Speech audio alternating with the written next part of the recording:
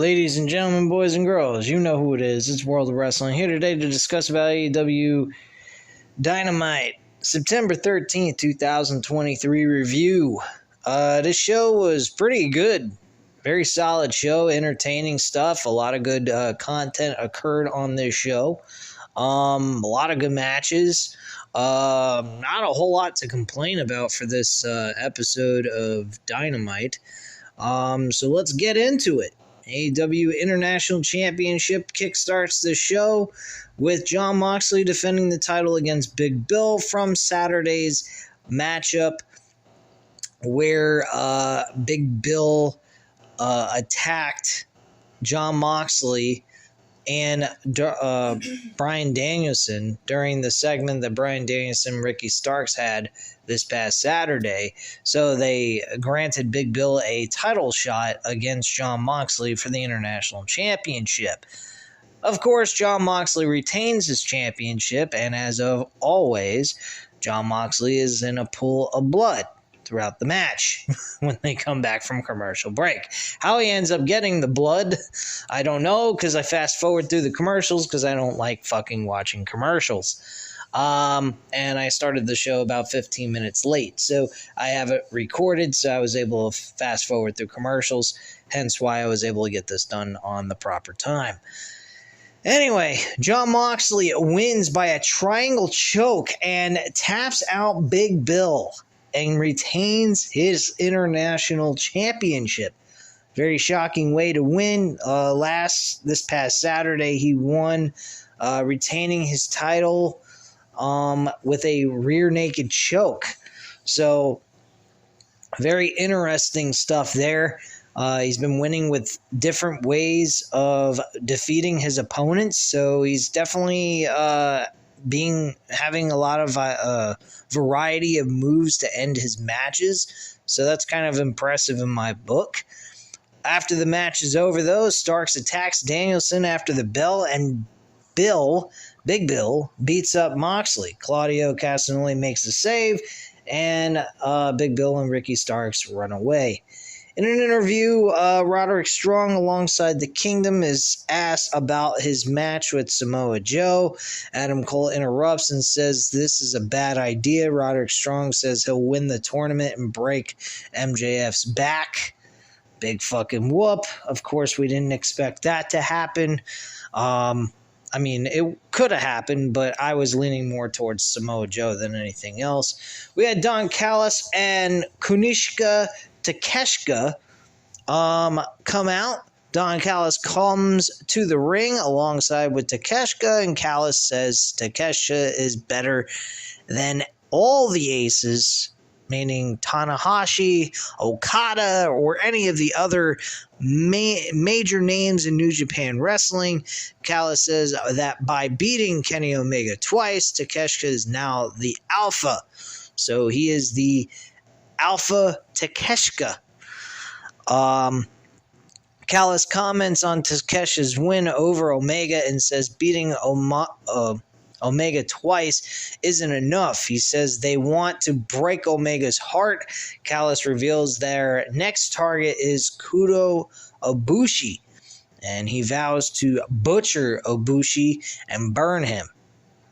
Pretty fucking savage shit you're talking about there, Don. You sure you're going a little too extreme here? And Callis says that Omega will be helpless like the pathetic cuck that he is. But wait, Omega has a wife who sleeps around? What's going on here? I don't know what the fuck that's supposed to mean, but maybe that's a different reference to something else and not what I'm thinking. But anyway, let's move on. Backstage, Bryan Danielson challenges Ricky Starks and Big Bill to face him and Claudio Castagnoli on AEW Collision. That should be a good match. Rey Fenix confronts Moxley and vows to beat him next week. And Eddie Kingston shows up and stares Castagnoli down, and he laughs at Castagnoli and says, "One more week." That should be a really good matchup between Claudio and Eddie Kingston. I'm looking forward to that match. Quite a few good matches actually next week. Basically a pay-per-view type card. In all honesty, I don't know why this show is not being used for Wrestle Dream in Asher Stadium instead. And call it Grand Slam instead of calling it Wrestle Dream. There you go. You know, I'm just a guy here talking on a camera here. You know, whatever. Anyway, or I should say in a microphone. But anywho, let's move forward here. We have the FTW champion. Hook was backstage for an interview. Orange Cassidy approached Hook and wondered what he had to be mad about. Hook says he was a great champion, and Cassidy returns the compliment, saying he's a pretty good champion his own self, and they kind of fist bump, and that's it, and that's the end of the segment. Renee Paquette asks Orange Cassidy, how you been doing? He says, not so good. He looked pretty depressed, I guess apparently because of that long run as the international champion, and now all of a sudden he's just making backstage segments, being depressed all the time. I have no idea. Why wouldn't he want to challenge for a rematch against Jon Moxley for the International Championship? He's well deserving of a rematch since he held onto the title for a fucking full year almost, and also defended the title every single week, just like Jon Moxley is at this present time. So I don't see why that would be a huge issue, or why anyone would see anything wrong with that. Just my viewpoint. Anyway, moving on here. Grand Slam Women's World Championship Eliminator Nyla Rose versus Britt Baker versus Toni Storm versus Hikaru Shida, and Toni Storm ends up getting the victory. Storm rolls Baker up for the win, and that's how the match ends. Wow. This wasn't all that big of a deal to me. Personally, I didn't barely pay attention to this shit. So whoop-de-fuck you do. Then we're backstage with the women's champion, Saraya, comments on Toni Storm's win and previews their match. She says Storm lost her mind and she'll also lose the bout next week as well. Terrific.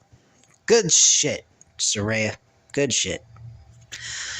Anyway, we had Chris Jericho and Sammy Guevara in the ring, and Chris Jericho hypes up his match against Sammy Guevara at AEW Dynamite Grand Slam and throws to a video package that highlights their friendship and their time in the Inner Circle, as well as the JAS Society. Guevara says he still doesn't know the lyrics to Judas. Blasphemy on you, Sammy. Why don't you know the lyrics? You should know them. You've been with Chris Jericho since 2019. It's 2023. It's 4 fucking years. You hear the damn lyrics every single time you come out with Jericho. So you should fucking know the damn lyrics by now. Jeez, what the hell's wrong with you? So Jericho looks back on how he told Tony Khan he needed to sign Guevara. He saw him at an NWA World pay-per-view show on a prelim and thought he was absolutely amazing talent and saw that he had a lot of potential to provide to this newfound company known as AEW. So Tony Khan listened to his advice, took him, and brought him in to AEW. He reflects on the way Guevara has grown and says he's proud of him as well. Guevara thanks Chris Jericho for changing his life and says there is no AEW without Chris Jericho. However, he tells Chris Jericho that he didn't just come here to be Jericho's sidekick. Guevara says he needs to beat Jericho as he wants to be looked at as a top star. Jericho says Guevara is getting closer to being a main event player by the week. He tells Guevara he has to do it on his own. So being with Chris Jericho as a friend, per se, as a sidekick, is not what Chris Jericho wants for Sammy Guevara. He wants him to make it on his own, but he also wants to remain his friend at the same time. He's not looking at him as some kind of enemy. So at the end of the day, this matchup for next week is more of a friendly competition to have Sammy Guevara prove himself as to be a main event player. And by beating Chris Jericho, that should push him in the upper echelon within AEW. I totally agree with that, and I think Sammy Guevara should walk away victorious against Chris Jericho. Now, that does leave an issue here. Chris Jericho has been losing quite a bit. So how are we supposed to take Chris Jericho anymore as seriously as he should be looked at? He, at this point, if he loses to Sammy Guevara, it kind of makes Jericho look like he's on the downward spiral of his career in a real life sense, per se. So it's kind of a catch-22 situation. You can't have Sammy losing to Chris Jericho if you want to keep him at the higher level. You don't want him losing to Sammy Guevara either. So it's kind of an interesting situation. You could develop a storyline where Chris Jericho is looking at himself and saying, maybe I just don't have it anymore, and he walks away from AEW at this point and retires. That might be the case. Or it might be we get Chris Jericho to go off TV for a little while, give Sammy Guevara his spot, and maybe Sammy Guevara is the guy that takes the title from MJF at the end of this year or in 2024, and he becomes the new world champion, and Chris Jericho comes back to reclaim his, greatness and tries to beat Sammy Guevara for the world title. That's a possibility too that they could go with. I'm not sure where they're going to go with this, but they may end up having the match. Sammy wins and they go on to win tag team gold, and then eventually Sammy goes ahead and betrays Chris Jericho and joins Don Callis. I don't know. I have no idea where this is going. This is very interesting. We'll just have to see next week how everything goes down. I hope Sammy walks away victorious. Sammy needs a big win here. By beating Chris Jericho, that is definitely a huge win for him. So he tells Sammy he'll have to be better than ever in order to do so. And Chris Jericho says he doesn't think Guevara is ready to beat him just yet. And Sammy wasn't very happy with that comment, and Guevara says he's going to beat Chris Jericho and earn his respect before they go on to win some tag team titles, which to me it doesn't really make a whole lot of sense. Why would you beat your tag team partner and in a singles match and then move on to being tag team champions when you just said you want to go ahead and go out on your own and become your own main eventer? That really doesn't make a whole lot of sense to me, but hey, we'll see where things go. They shake hands and stare each other down. Jericho says he's going to give Guevara the match of his life, and he won't go easy on him either. He's going to punch him as hard as he can, more than he's ever done before. And Jericho made it clear he expects the same, and Sammy says he wouldn't have it any other way. The AEW World Champion MJF is shown in the trainer's room in a clip from last week, and it's revealed that he won't be able to travel to Wednesday's show, and he calls Roderick Strong a simp and calls him a manipulative asshole. I guess you could say, he said. MJF calls Strong a wet blanket and bland bitch. As for Samoa Joe, MJF says he's not afraid as he has plenty of bite in MJF. MJF vows to choke Samoa Joe out. He promises this.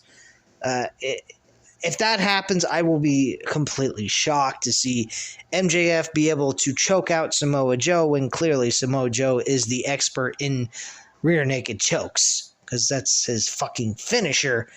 His whole entire career is strangling somebody from a rear naked choke and making them pass out. But he vows to be able to do the exact same thing to Samoa Joe himself. Should be interesting. He then heavily borrows from the Steiner math promo to explain why then numbers are not in Samoa Joe's favor. Absolutely fucking hilarious. And then after the segment's over, Taz says apparently he must have went to math in Michigan University, which is where Steiner went to college. I thought that was absolutely fucking funny. Then we have Hangman Page versus Brian Cage in a one-on-one match. Apparently, this is for the third time. I didn't know they faced each other 2 other times before this, but apparently they did. Hangman Page walks away victorious, hitting I believe it's called the Deadeye, and gets the win and walks away victorious in a very good, entertaining matchup.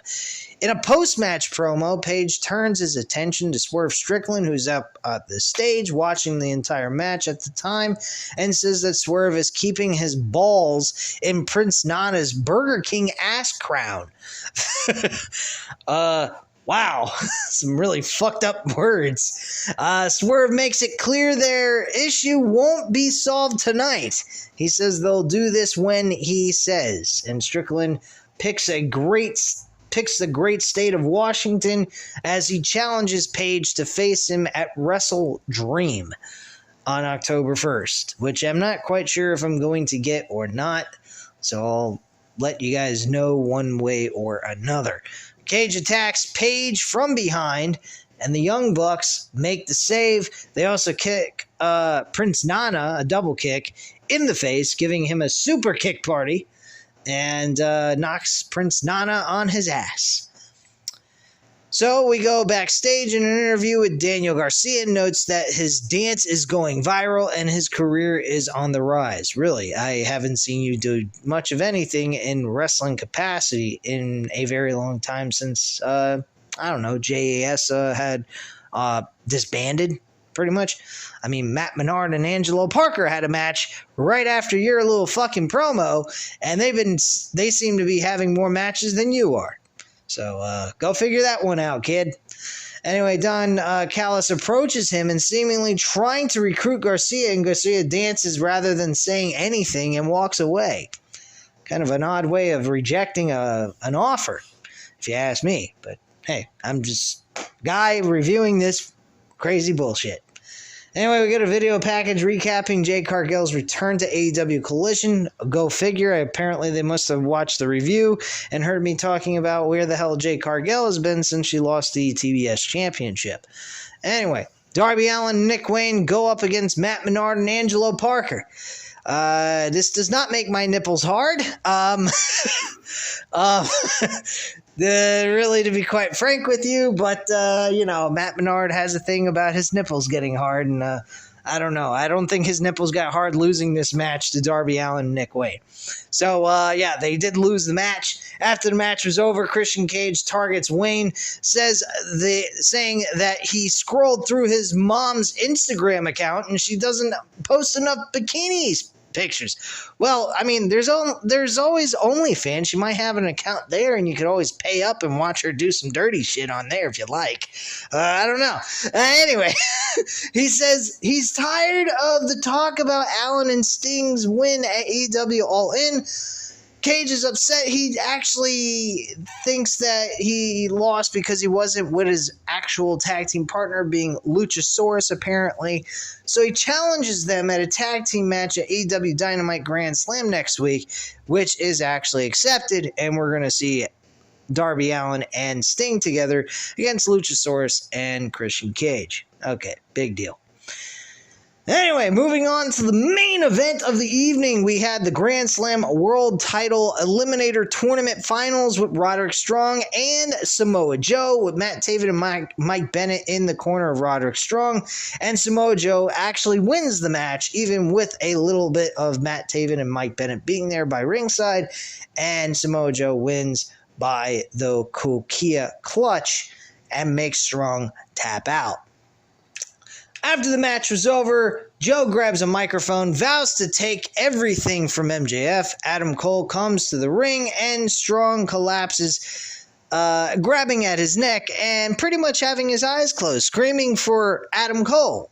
And, he's acting as if he's blind, he can't stand up, he's crippled, he's fucked, and who gives a shit? Doctors check on him, and a stretcher is brought out for Strong, and Cole argues with the Kingdom as Strong is taken to the back. The Kingdom stops Cole from falling Strong to the back, and Samoa Joe attacks Adam Cole from behind and says he's going to take everything from MJF while he strangles Adam Cole unconscious. And that's how the show goes off the air. I think it's a good show. I can't wait to see the world title match between between Samoa Joe and MJF. I think it's going to go over well. I'm I think that next week is going to be a hell of a fucking show, a pay-per-view worthy, probably the best Grand Slam of all time since this has started. And I really feel that this is going to be a absolute successful show.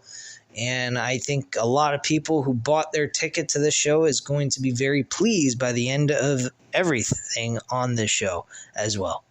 So anyway, guys, that's all I have to say at this time. You know what to do. Hit that like button if you like this video. Hit the subscribe button if you're not already subscribed to the channel. And leave a comment down below. I'll definitely get back to you on that. And I thank you guys very much for watching. Have a great night, guys. Bye.